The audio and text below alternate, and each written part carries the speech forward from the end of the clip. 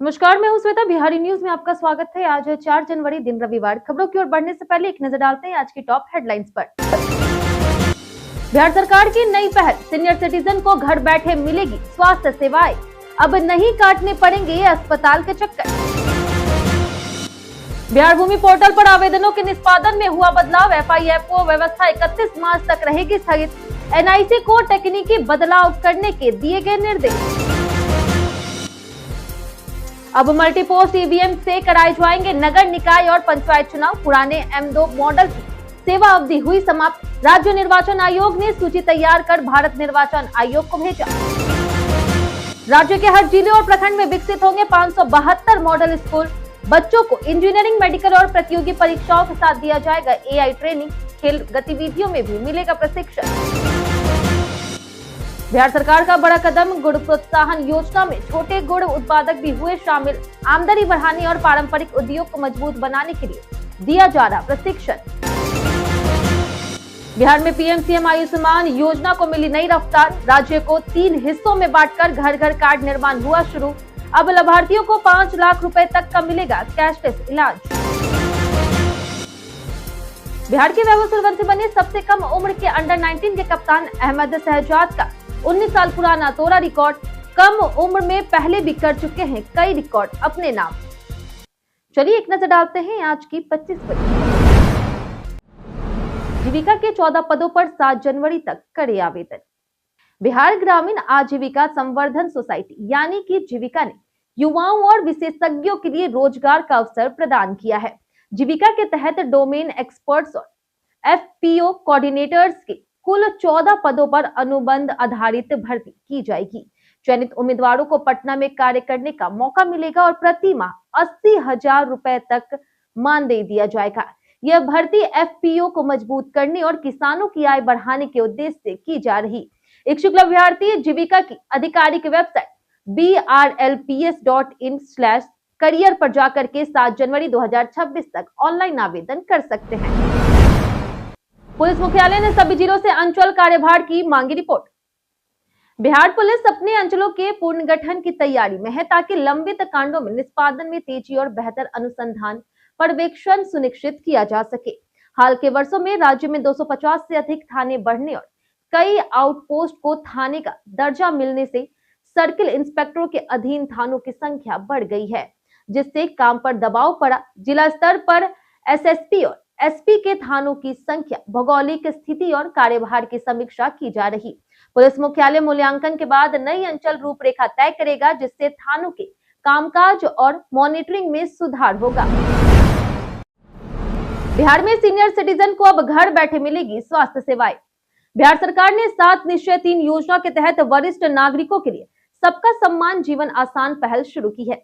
इसके तहत बुजुर्गों को घर पर नर्सिंग सहायता, पैथोलॉजी, ब्लड प्रेशर और ECG जांच, फिजियोथेरेपी और आपातकालीन चिकित्सीय सेवाएं दी जाएगी। यह कदम अस्पताल जाने की परेशानी को दूर करेगा और समय पर रोग पहचान, नियमित देखभाल तथा तुरंत चिकित्सीय मदद सुनिश्चित करेगा।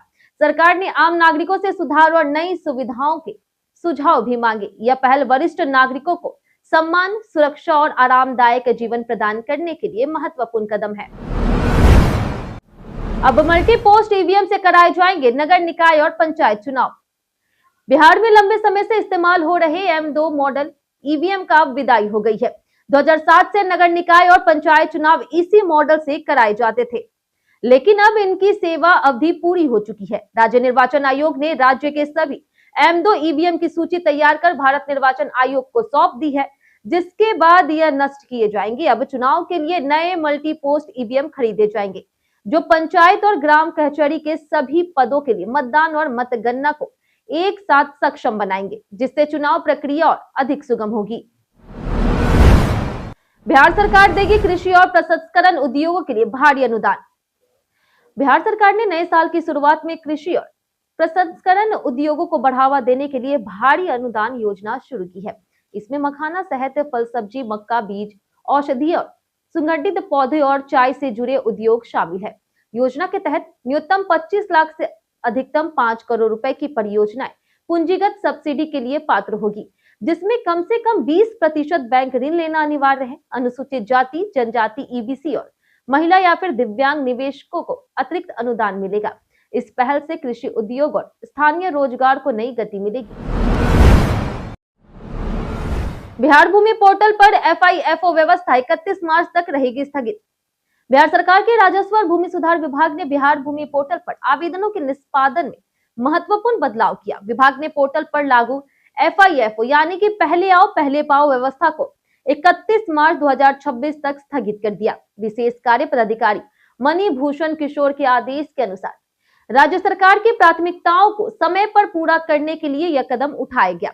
बिहार स्टेट सेंटर यानी कि NIC को सॉफ्टवेयर में आवश्यक तकनीकी बदलाव करने के निर्देश दिए गए। इस दौरान प्राथमिकता वाले वर्गों में कार्य में कोई लापरवाही बर्दाश्त नहीं की जाएगी। 31 मार्च के बाद समीक्षा। राज्य के हर जिले और प्रखंड में विकसित होंगे मॉडल स्कूल। बिहार सरकार ने 572 मॉडल स्कूल विकसित करने की महत्वाकांक्षी योजना शुरू की है, जिसमें प्रत्येक जिले और प्रखंड में एक विद्यालय को शामिल किया जाएगा। इन स्कूलों में इंजीनियरिंग, मेडिकल और अन्य प्रतियोगी परीक्षाओं की तैयारी के लिए विशेषज्ञ शिक्षक और बैच प्रणाली होगी। पढ़ाई के साथ बच्चों को AI, डिजिटल लर्निंग और खेल गतिविधियों में भी दक्ष बनाया जाएगा। पर्याप्त कक्ष, आधुनिक लाइब्रेरी और पुस्तकाध्यक्ष की व्यवस्था होगी। मॉडल स्कूल अन्य सरकारी विद्यालयों के लिए आदर्श बनेंगी और शिक्षकों को प्रशिक्षण मिलेगा। यह पहल बिहार की शिक्षा गुणवत्ता और सरकारी स्कूलों में भरोसा बढ़ाएगी। साइबर हमलों से निपटने को बिहार में हर विभाग में होगी नई व्यवस्था।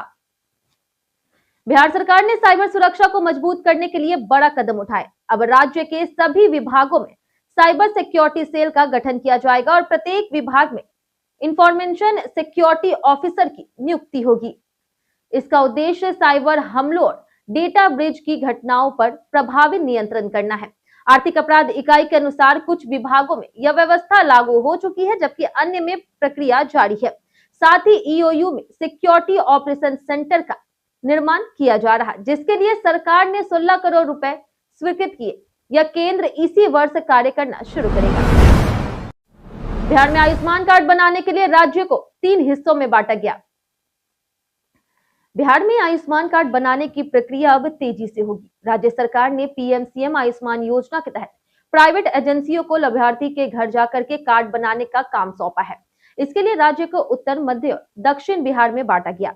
इससे कार्ड निर्माण सरल, तेज और सुविधाजनक होगा। योजना के तहत हर लाभार्थी को प्रतिवर्ष 5 लाख रुपए का कैशलेस इलाज सरकारी और निजी अस्पतालों में मिलेगा। अब तक केवल 50% कार्ड बने थे। इस पहल से स्वास्थ्य सुविधाओं की पहुंच बढ़ेगी, लाभार्थियों को समय की बचत होगी और योजना का कवरेज बढ़ेगा। गोपालगंज में हुआ विश्व के सबसे बड़े शिवलिंग का भव्य स्वागत। गोपालगंज में विश्व का सबसे बड़ा शिवलिंग पहुंचकर आस्था और भक्ति की अद्भुत छवि पेश कर रहा। तमिलनाडु के महाबलीपुरम से निकला यह 33 फीट ऊंचा 200 टन वजनी काले ग्रेनाइट का शिवलिंग यूपी बिहार सीमा होते हुए गोपालगंज में पहुंचा। वहीं श्रद्धालुओं ने फूल, शंख, ढोल, नगाड़े और हर हर महादेव के जयकारों के साथ दिव्य स्वागत किया। यात्रा धार्मिक अनुसंधान, भजन कीर्तन और पूजा अर्चना का केंद्र बनी। प्रशासन ने सुरक्षा और यातायात व्यवस्था सुनिश्चित की है। यह शिवलिंग अब पूर्वी चंपारण के विराट रामायण मंदिर में स्थापित किया जाएगा, जो भारत की आस्था, संस्कृति और भक्ति का प्रतीक है। बिहार सरकार ने छोटे गुड़ उत्पादकों को गुड़ प्रोत्साहन योजना में किया शामिल। बिहार सरकार ने गन्ना किसानों और छोटे गुड़ उत्पादकों के लिए राहत भरी पहल की है। गुड़ प्रोत्साहन योजना का लाभ उठा सकेंगे, जिससे उनकी आमदनी बढ़ेगी और पारंपरिक उद्योग मजबूत होगा। सरकार बंद चीनी मिलों के पुनः परिचालन और नई मिलों की स्थापना, गन्ना यंत्रीकरण, आधुनिक खेती और प्रशिक्षण कार्यक्रमों पर जोर दे रही। वहीं प्राकृतिक आपदा पर फसल बीमा का लाभ सुनिश्चित किया जाएगा। राज्य स्तर पर गन्ना महोत्सव आयोजित कर किसानों को नई तकनीकी और मशीनों से अवगत कराया जाएगा। यह कदम ग्रामीण अर्थव्यवस्था को मजबूती देगा। बिहार सरकार ने जीविका कर्मचारियों के वेतन में की वृद्धि। बिहार सरकार ने ग्रामीण आजीविका मिशन जीविका के कर्मचारियों और अधिकारियों के वेतन में 10 से 30% तक बढ़ोतरी की घोषणा की है, जो 1 अप्रैल 2026 से प्रभावी होगी। ब्लॉक स्तर के कर्मचारियों को सबसे अधिक लाभ मिलेगा, जबकि यंग प्रोफेशनल्स को हर महीने 5,000 रुपए अतिरिक्त वेतन मिलेगा। साथ ही कार्य संरचना में बदलाव कर सामुदायिक समन्वयक और क्षेत्र समन्वयक की जिम्मेदारियां बढ़ाई गई है। सभी कर्मचारियों को 5 लाख रुपए तक का मेडिक्लेम बीमा भी दिया जाएगा। इससे कर्मचारियों का मनोबल बढ़ेगा और जीविका परियोजना की गुणवत्ता और प्रभावशीलता से सुधार होगा। बिहार की लगातार 5वीं जीत, मिजोरम को 5 विकेट से हराया। विजय हजारे ट्रॉफी में बिहार ने लगातार 5वीं बार जीत दर्ज करते हुए मिजोरम को 5 विकेट से हरा दिया। मिजोरम ने पहले बल्लेबाजी करते हुए 45.4 ओवर में 258 रन बनाए, जिसमें थैंकहुमा और कार्तिक सीए ने योगदान दिया। बिहार की गेंदबाजी में हनी कुमार सिंह, हिमांशु सिंह और सूरज कश्यप ने 3-3 विकेट लिए। लक्ष्य का पीछा करते हुए आयुष 40 रन, बिपिन सौरभ 95 और कुमार रजनीश की शानदार पारियों से बिहार ने 34.1 ओवर में 262 रन बनाकर के जीत हासिल की।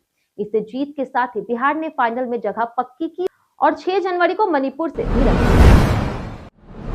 बिहार सरकार ने उद्योग शुरू न करने वाले उद्यमियों से जमीन लौटाने को कहा। बिहार में नए औद्योगिक क्षेत्र की स्थापना को लेकर के भूमि का मुद्दा अहम है। सरकार ने उन उद्यमियों से स्पष्ट किया है कि जिन्होंने पहले उद्योग के लिए जमीन ली थी लेकिन काम नहीं किया, वे उद्योग लगाएं या फिर जमीन लौटाएं। अब 49 उद्यमी जमीन लौटाना चाहते हैं, जबकि 116 उद्यमी उद्योग लगाने के इच्छुक है। इन्हें बियाडा की जमीन पर तय समय से उत्पादन शुरू करना होगा। माइक्रो यूनिट को 9 से 12 महीने, लघु उद्योग को 12 से 18 महीने और मध्य और बृहद उद्योग को 19 से 24 महीने में व्यावसायिक उत्पादन शुरू करना अनिवार्य होगा। निवेश सीमा 1 करोड़ से 50 करोड़ तक तय है। स्वास्थ्य संस्थानों तक दवा की आपूर्ति अब डिजिटल सिस्टम से होगी। बिहार में स्वास्थ्य संस्थानों तक दवाओं की आपूर्ति अब डिजिटल टेक्निक के जरिए पूरी की जा रही। 14,337 स्वास्थ्य संस्थानों को drugs and vaccine distribution management system यानी कि DVDMS से सूचीबद्ध किया गया है। डिजिटल प्रणाली के कारण दवा आपूर्ति पारदर्शी, प्रभावी और जवाबदेही हो गई है, जिससे मरीजों को समय पर मुफ्त दवा उपलब्ध हो रही। प्राथमिक स्वास्थ्य केंद्रों से लेकर के जिला अस्पतालों तक दवाओं की मांग, उपलब्धता और खपत का वास्तविक समय में आकलन संभव हो गया। राज्य भर में 180 औषधि वाहन लगातार दवा वितरण में सहायता कर रहे हैं। मार्च 2026 से UTS ऐप होंगे बंद, रेल वन बनेगा एकमात्र विकल्प। भारतीय रेलवे यात्रियों की सुविधा के लिए टिकटिंग प्रणाली में बड़ा बदलाव करने जा रहा। मार्च 2026 से जनरल टिकट बुकिंग के लिए इस्तेमाल होने वाला UTS मोबाइल ऐप बंद कर दिया जाएगा। इसकी जगह रेल वन ऐप देश भर में रेलवे सेवाओं का एकमात्र आधारित प्लेटफॉर्म होगा। रेल वन ऐप से अनारक्षित टिकट के साथ ट्रेन शेड्यूल, सीट उपलब्धता, प्लेटफॉर्म जानकारी, टिकट रद्द और रियल टाइम ट्रेन स्थिति जैसी सुविधाएं मिलेगी। यात्रियों को प्रोत्साहित करने के लिए 14 जनवरी 2026 से रेल वन ऐप पर टिकट बुकिंग पर 3% किराया छूट दी जाएगी। इससे टिकट बुकिंग प्रक्रिया और अधिक सरल, सुरक्षित और एकीकृत होगी। दुबई के गल्फ फूड फेस्टिवल में चमकेगा बिहार का GI उत्पाद। बिहार के GI टैग वाले उत्पाद दुबई में होने वाले गल्फ फूड फेस्टिवल में अपनी पहचान बनाएंगे। 26 से 30 जनवरी तक आयोजित इस फेस्टिवल में सिलाव का खाजा, मखाना, कतरनी और मरचा धान प्रदर्शित किए जाएंगे। मिठाई के केवल सिलाव का खाजा GI टैग प्राप्त है, जबकि आरा का खुरमा और गया जी का तिलकुट टैग प्रक्रिया में है। बिहार की संस्कृति और पारंपरिक पहचान को वैश्विक मंच पर 13 GI टैग वाले उत्पादों ने बढ़ावा दिया है, जिससे किसानों और कारीगरों को आर्थिक लाभ मिला है। इस पहल से बिहार के उत्पादों की मांग और मूल्य बढ़ रहे हैं। दिव्यांग छात्रों के लिए इंटरमीडिएट प्रैक्टिकल परीक्षा में होगी विशेष सुविधा। बिहार विद्यालय परीक्षा समिति ने इंटरमीडिएट वार्षिक परीक्षा 2026 की प्रैक्टिकल परीक्षा 10 से 20 जनवरी के बीच आयोजित करने का निर्देश दिया। प्रवेश पत्र बोर्ड की आधिकारिक वेबसाइट पर अपलोड किया गया है और छात्र छात्राओं को अपने शिक्षण संस्थान से इसे प्राप्त करना होगा। सेंटर परीक्षा में उत्तीर्ण परीक्षार्थियों को ही प्रवेश पत्र मिलेगा, जबकि अनुपस्थित या फिर असफल छात्रों को प्रवेश पत्र नहीं मिलेगा। वहीं दिव्यांग छात्रों के लिए लेखक की सुविधा के लिए जिला शिक्षा पदाधिकारी से अनुमति लेना अनिवार्य होगा। किसी समस्या की स्थिति में छात्र परीक्षा समिति के हेल्पलाइन नंबर से संपर्क कर सकते हैं। बिहार के वैभव सूर्यवंशी बने सबसे कम उम्र के अंडर 19 के कप्तान। बिहार के 14 साल के बैटिंग सेंसेशन वैभव सूर्यवंशी ने यूथ वनडे में सबसे कम उम्र के कप्तान बनकर इतिहास रच दिया।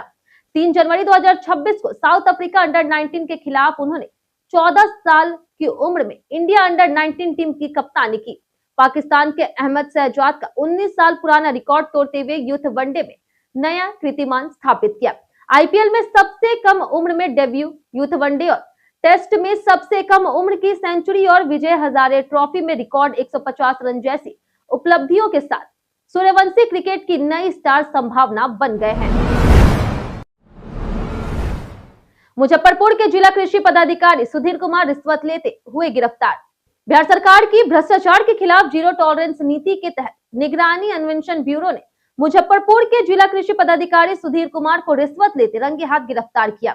आरोपी अधिकारी के परियोजना निदेशक और सहायक निदेशक का अतिरिक्त प्रभार संभालते हुए कर्मचारी संतोष कुमार से 2 लाख रुपए की रिश्वत मांगी थी।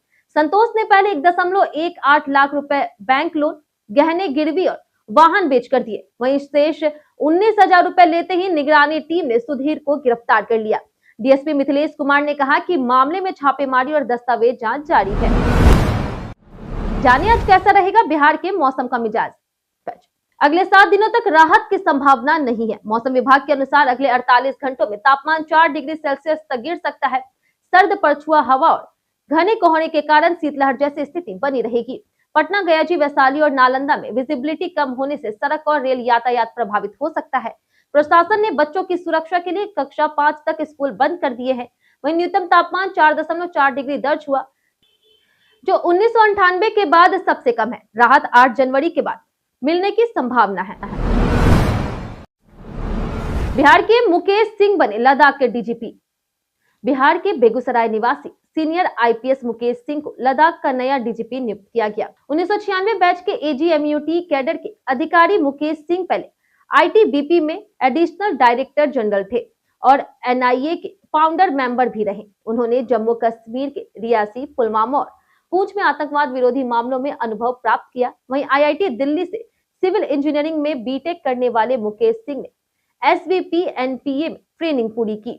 उन्होंने पुलिस ऑपरेशंस, कर्ज ऑफ पीस समेत कई किताबें लिखी और हाई प्रोफाइल मामलों की जांच में योगदान दिया। दरभंगा के खान निरीक्षक को अनियमितता के आरोप में किया गया सस्पेंड। बिहार के डिप्टी सीएम और राजस्व और भूमि सुधार मंत्री विजय कुमार सिन्हा ने दरभंगा के खान निरीक्षक को गंभीर अनियमितताओं के आरोप में सस्पेंड कर दिया। उन्होंने अवैध खनन में किसी भी तरह की मिलीभगत या फिर संरक्षण को बर्दाश्त न करने का स्पष्ट संदेश दिया। डिप्टी सीएम ने डीएम और पुलिस अधीक्षक को भी निर्देश दिए हैं कि अवैध खनन में शामिल किसी अपराधी पर तुरंत कार्रवाई की जाए। 16 जनवरी को खनन लाइसेंस और नियमों की जानकारी के लिए जागरूकता शिविर का आयोजन होगा। जनता से शिकायत के लिए हेल्पलाइन नंबर भी जारी किया। कई कारणों से दर्ज भारत के इतिहास में आज की तारीख।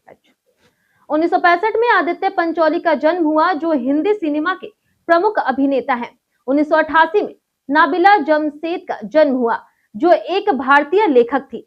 1993 में अपूर्वी चंदेला का जन्म हुआ, जो महिला निशानेबाज है। वहीं 2017 में सितार वादक अब्दुल हलीम जाफर खां का निधन हुआ। वहीं 2022 में सिंधुताई सबकाल मराठी सामाजिक कार्यकर्ता का निधन हुआ। अब किराए पर चलने वाली स्कूल बसें कहलाएगी एजुकेशनल बस। केंद्र सरकार ने मोटर वाहन अधिनियम 1988 में बड़े संशोधन की प्रक्रिया शुरू कर दी है। मोटर वाहन विधेयक 2025 के तहत स्कूल कॉलेज से जुड़े वाहनों के नियम सख्त किए गए। अब किराए पर ली गई स्कूल बसें भी एजुकेशनल बस की श्रेणी में आएगी और नियमों के दायरे में होगी, जिससे छात्रों की सुरक्षा व्यवस्था मजबूत होगी। इसके अलावा वाहनों को वजन के आधार पर नई श्रेणियों में बांटने और कॉन्ट्रैक्ट कैरीज की परिभाषा में बाइक और कैब शामिल करने का प्रस्ताव है। इससे बाइक, टैक्सी और कैब सेवाओं को कानूनी मान्यता मिलने का रास्ता खुलेगा। हम प्रतिदिन आपसे 5 ऐसे जरूरी सवाल उसके जवाब बताएंगे जो कि बीपीएससी, बिहार पुलिस दरोगा समेत एसएससी जैसे अन्य प्रतियोगी परीक्षाओं में काम आएंगे। सवाल इतिहास, बिहार स्पेशल, विज्ञान, करंट अफेयर्स और भूगोल से रहेंगे।